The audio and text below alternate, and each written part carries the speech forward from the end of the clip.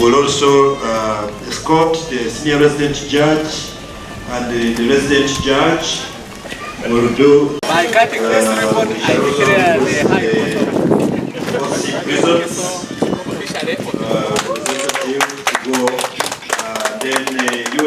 This is the authority of the judge, and every time it appears on the document, it means that it has been endorsed by the resident judge or an officer authorized by her. Kooti ezze mu kitundu kyange fine naye ate abaana baffe bamwe basibira obwerere nga tebawulirizibwa. So kyova olaba ebimu ku byensinza okusaba nalo bwekuta omuzindaalo kufuba kulaba nga tufuna obwenkanya eri abaana baffe baasibibwa n'abaana ba oba oliawo ab'enkyukakyuka bonna abazze basibibwa olw'ebyobufuzi. Good morning, my lord. I am Superintendent of Prisons, Nabasa Ernest, and officer in charge Kampala Remand Prison, sir. We have unlocked 1,782 inmates plus 45 judgment debtors, and the session is normal, sir. I've moved with my fellow colleagues, officer in charge of courts. We are not yet very perfect, but we unlocked so far with the 2,500 cases, which we have received from our mother circuits and some which we have registered. My Lord, we have been backed by 4 divisions of the High Court. And been brought closer. It simplifies our work as members in the justice system. So welcome you. And it is my prayer that the justice that the people of Nabweru have been experiencing since we came, that it shall also flow to Wakiso High Court, and may God go before the judges of Wakiso High Court and all the staff and the deputy registrar. Thank you for coming. We reaffirm our commitment to uphold the judiciary's mission of justice for all, to serve with integrity, and to ensure that all those that come yearning for justice go home satisfied that they have really been served.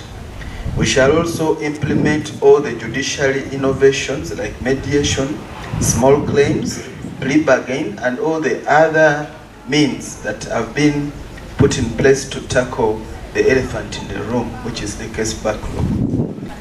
The launch of this circuit today is a testimony of that commitment. Judiciary wants to make it convenient for all our people to easily access judicial services at all levels of the hierarchy of courts with excellence and efficiency at the core of all our services. Now, in the interest of time, I'm not going to go through a lot of what I have. Number one, we are expanding court services and jurisdiction. Now, what we are trying to do is to ensure that we spread the courts so that people can stay within their jurisdictions and get services closer to their areas of stay. So, number one, the Court of Appeal, we are decentralizing it. We are beginning with the 3. One in Mbarara, one in Guru serve the north, and one in Mbarara serve the east. So the one in Mbarara serves the west, the one in Mbale serves the east, and the one in Guru serves the north. But that's not all, because we, after establishing those, we are going to expand them. We are going to expand to other regions, meaning that we'll, for example, we shall group, like maybe if we say Bunyoro, then we give them a court of appeal, or if you say West Nile, so we give them a court of appeal. That's what we want to do in the long run. But in the short run, we shall start with those 4, And as I am talking, I think we are already beginning constructions of those courts. Of course, as you have noticed, we increased the number of judicial officers. The Court of Appeal is going to have 35. The High Court is going to have 150. So when we have 150 judges, we can then, for example, post 4 judges here in Wakiso, so that your cases can move very fast. And I think we shall achieve that, not in the short run, because it will be incremental. We shall be recruiting them every year, maybe like 10 until we get the number we want. And of course, we now want to increase the jurisdiction. At the moment, your chief magistrate here handles cases of 50 million and below, meaning that, for example, if your land is 51 million, it will have to go to the High Court. Now, what that means is that we are congesting High Court and then creating backlog at the High Court. So what we want to do is to increase the power of the chief magistrate to handle cases up to 200 million. Now, the effect of that is that you will have many of the cases remaining in certain jurisdictions. For example, if a grade 1 of Kachiri, where the MP comes from, can handle a case of 100 million, then it means that people of Kachiri are not going to be coming here to Wakiso. Because many of the cases you'll find in Kachiri will be below 100 million. It could be 50, 60. That means that the magistrate there will handle the cases there. If you are dissatisfied, then that's when you can come here. We think that is going to ease the problems of our people. And that one we have already done. Sarah and I, Sarah was the chief registrar. She was the secretary to role reform. I was the chairman role reform. And we did that and we submitted the bill to the Attorney General. So it's pending there, but we think soon it will be worked on and then we can immediately roll it out.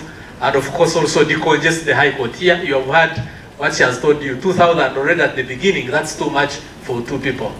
So, and of course, as I've told you, when we increase manpower, increase the powers of the magistrates, then we shall solve all these problems. Now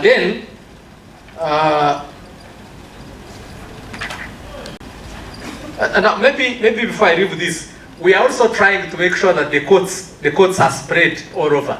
So that, for example, every constituency should have a grade 1. And as I've told you, if we increase the powers of the grade 1, and the grade 1 is based on the constituency, then we shall solve many problems. This disease of backlog should be dealt with. And every district will have a chief magistrate. Of course, some places will have more than one, like a place like this Nansana here. You don't expect one chief magistrate to solve all because she will also have backlog. So we shall be posting like 2 here, the way we are doing in Kampala. For example, Mengo has 2. Actually, Mengo has 3. You will find even the rest of the areas have 2. That's what we are trying to do. Then 2, we shall decentralize the supervision and inspection. Now you see, you've been complaining, this court is corrupt, so and so is corrupt. So now we want to take inspectors nearer to the people. So we shall put them at the regions. So that if you have any complaint, then you can bring it to that inspector so that we deal with it quickly. And then of course we shall do training and retooling of all staff of the judiciary. We have so far already acquired land, and thanks to our senior youth, Pius Bijirmana, we have already fenced off the land. We obtained 17 acres in Nakasongora. You see, we want to take training further from Kampala so that people don't jump out of the training to go and handle the aspects. So if we take you to Nakasongora, before you escape, you'll think of the jam at Ruwero, then you remember as you approach Matuga, then it will take you a lot of effort to escape from there. And we already have 17 acres, we have already fenced, so we are going to begin construction, have a state-of-the-art training institute which can train even other, for example, mediators. You are talking about lawyers. So it will be a facility. We are not going to monopolize it. We shall help all other people who want to use.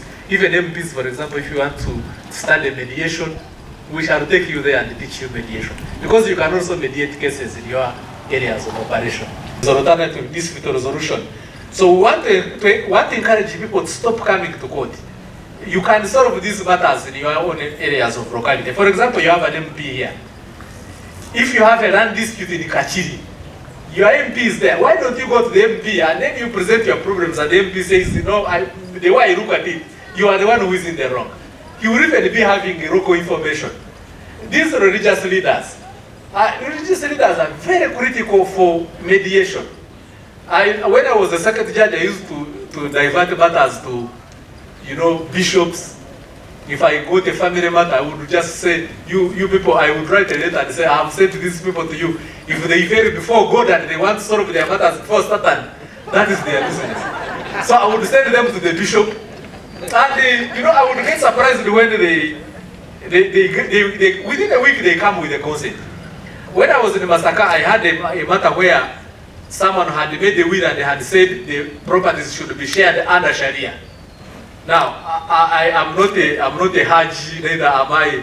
So I had to get the district card and I said, now you are the one going to handle this matter. Deal with these people because I don't. But I also bought a Quran and read the chapter on how property is shared under Sharia. And I was actually surprised when I discovered that a woman, you know, for us we used to think that in Islam women don't get property. But I was surprised. I think they get 18%. Something like that. In the Quran, it is clearly laid out. But I was helped by the district card. So we are going to have a multitude of mediators, which are not limited. These LC1 chairpersons, they are very critical in mediation. So that training institute will help us. But of course, this alternative dispute resolution method needs a lot of sensitization. The lawyers, our lawyers, they are our friends. Because in law schools, we were never taught issues to do with mediation. Even at LDC, we were taught how to cross-examine stubborn witnesses. That's all we were taught. We were never taught that you can solve a matter by mediation. Adopt, and we have already put in place a legal framework. I actually want to call mobile courts. Now, once try and use the mobile courts. A mobile court is a truck which has facilities like it's a court, it's a house. So we move it around. It has a chair for the judge, chair for the clerks, where the public should sit. So we can move it in the markets. For example, if there is a market in Nansana, we can say, what are the cases in Nansana that need quick disposal? Then we bring the truck and we announce, and then those who have cases will come and attend court within the market. So we want to ease your work. As I conclude, I want to encourage my colleagues that, you see, when one of the things, I think Sarah has hinted on it, to shun absenteeism and poor timekeeping. These people come here, it's not because they don't have anything to do, they come here to get justice. Now, if someone comes here and then finds you are away, they are not even aware that you are away. Sometimes it's inevitable to be away, but when they come here and find that you are away, it discourages them. So you must shun absenteeism. And I'm sure Sarah, as she has mentioned, we used to inspect together the entire country. So we visited every court in this country. And some of them would visit them without notice. So you go there and then they ask you are looking for the magistrate. He was last here 2 weeks ago. And of course, we did not have mercy. If we found you're not there, the only noble thing to do would be interdiction. And I think you know that. We never compromised on these principles. If you are not at your station, and with no reason, of course, if you are sick, that is understood. Some of them would even try to be sick when they are not. In fact, I remember one incident where 2 of them fell sick.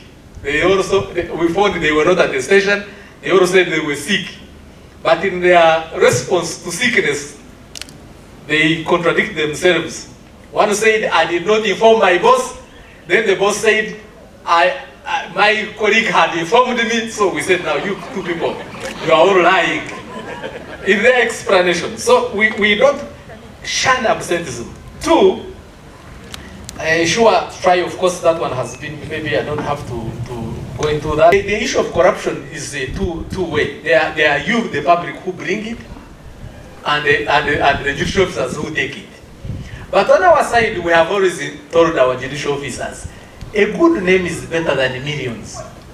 That someone has brought some money to you, you know, and usually sometimes it is, you know, I have seen those who have arrested. They arrest them with the 300,000 brought by litigants for bail. And then you wonder, this judicial officer, really, how do you stake your future over just those small handouts?